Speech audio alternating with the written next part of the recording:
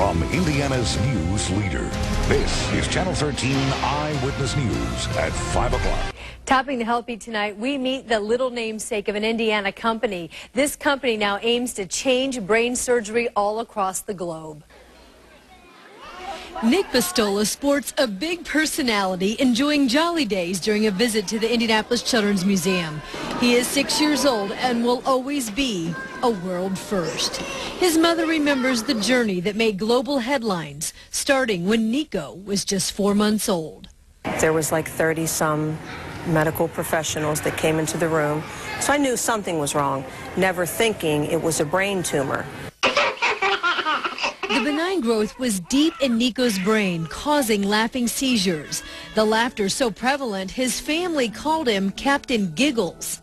We didn't know anything that giggle was something more sinister than just a regular giggle, and it turns out that those were the seizures that were tearing him up inside for 18 hours a day.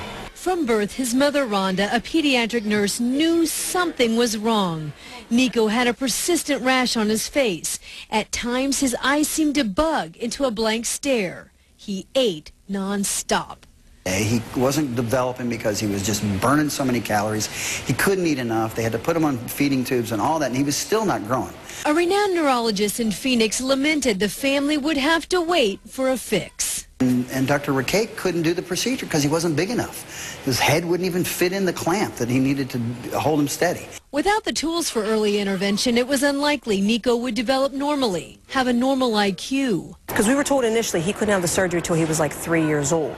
But within months, doctors proposed testing a new technology, a minimally invasive tiny instrument that could get to tumors with less risk.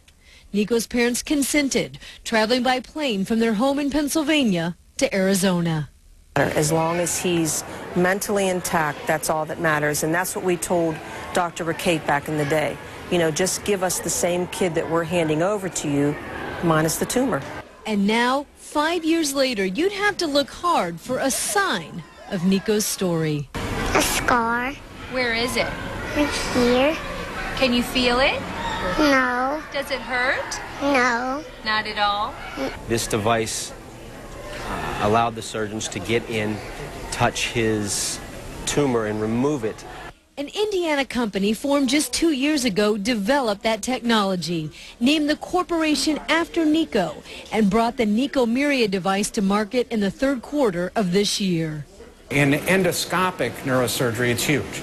It's the biggest breakthrough in years. Clarion Health recently invested in the device. Riley is the first children's hospital in the country to have one.